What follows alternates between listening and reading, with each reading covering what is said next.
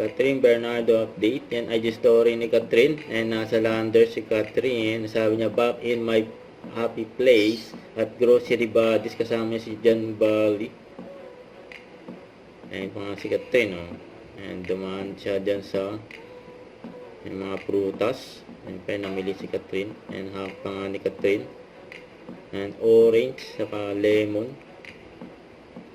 And masarap yan gawin juice.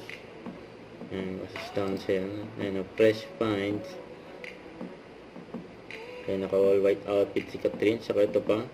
And may event si Catherine for Euratex. And Catherine Pillow Lunch. And mamayang 6 PM. Yun no.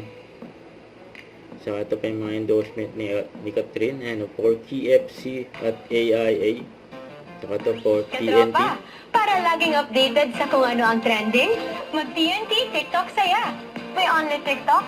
Kaya tuloy-tuloy ang pagta-TikTok. At tuloy-tuloy ang saya. Plus, data for all apps and sites. At only calls and text to all. Sulit, di ba? Lipat at load na sa TNT. Don't forget to subscribe. Click the notification bell for more update. This is Richard Reaction Vlog. Stay tuned for more videos. See ya.